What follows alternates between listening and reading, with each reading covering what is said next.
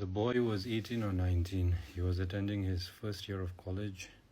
For a number of reasons, he found himself back in Thimphu. He was lucky enough to get an audience with the previous Jkhempo of that time. And during that audience, he received the Nyendro Lung, the preliminary practice Lung, and straight after that, within a week's time, he found himself in a retreat center, waking up at 1 a.m. in the morning. It used to take him roughly around 2 hours to complete one prayer session, and that would be followed by his second, third, and fourth. It would take him till close to 4 to 5 p.m. in the evening, and until that point, when he completed his 4 sessions in a day, he used to maintain a vow of silence.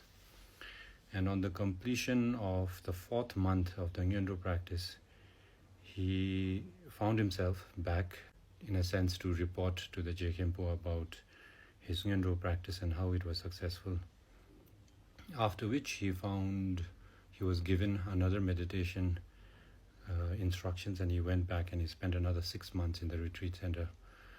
And after that, he found himself for the next 2 years as a teacher, teaching English to close to 170 or 80 monks. After that, he found himself, after he resigned from his post as an English teacher, he found himself back at a club one night, sharing a drink with who has now grown up to become a very prominent member of the Bhutanese society, asking him that, having spent close to 3 years of his life in retreat centers and shedras, if he found what he was looking for.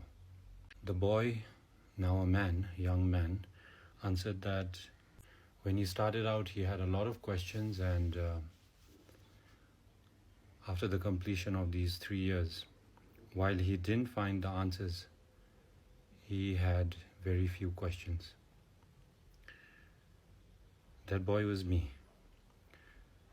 Hello, my name is Karma, and we are going in an alphabetical order, and now we've reached the letter P. And with regard to P, amongst many things, what I wanted to share today, what I have selected to speak about, is practice. We are all practicing. Our parents were practicing to be parents. I am a parent now, and in all honesty, if we are honest with ourselves, I'm practicing being a father. Similarly, I think while teachers in institutions, on the completion of their degree, they are called teachers, they are also still practicing how to teach and to be a teacher. Similarly, they say lawyers practice law, doctors are practicing medicine. And I think if we are humble enough, and more importantly, honest enough, then all of us don't know to a certain extent what we are doing. So if we are honest with ourselves, then we are practicing. And with regard to practice, what I wanted to speak specifically, because what I was sharing with regard to my story was about, it's been close to now, that was the year 2000, so it's been close to 25 years that I've been practicing Buddhism. And now, of late, since my eye condition, I practice a bit more. So I have a morning practice and I have an evening practice.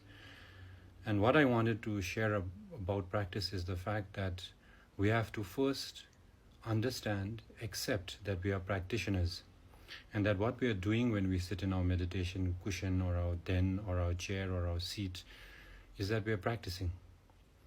And why I feel that it is so important for us to understand and accept that we are practicing is that it's all right if you make mistakes.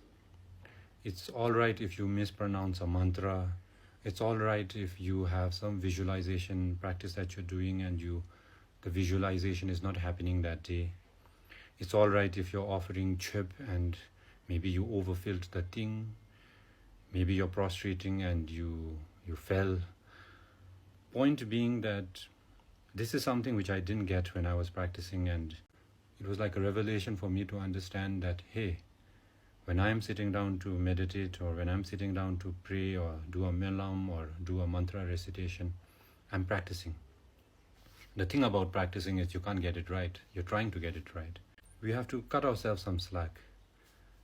I feel that when you know that you're practicing and you start accepting that you're practicing, it brings It brings a lot of breathing room, space to whatever you're doing. And like how when I started talking about this, when you realize that you are not a manifest mom or dad, when you're not when you start accepting your, I won't call it flaws, but when you start accepting yourself for who you are, and you start accepting that all of us really don't have it figured out, and what we are doing is at least we are practicing diligently to the best of our ability and capability, then I feel that it lets you breathe a lot more easy. That when you sit down to meditate, pray, relationships, accept that you're a practitioner. When I was a little boy, there was a very popular saying that Rome wasn't built in a day.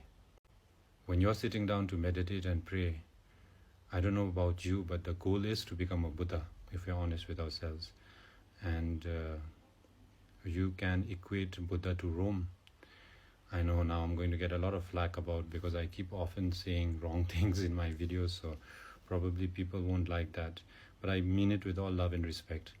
That say Buddha is Rome, then becoming a Buddha wasn't built in a day.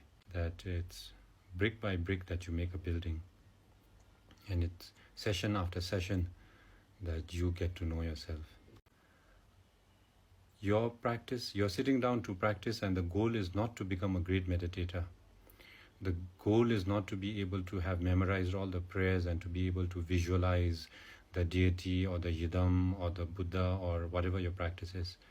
The goal is that when you sit up from that meditation and you're interacting with your child, be it your parent, your spouse, your partner, your friend, that you are able to communicate more effectively.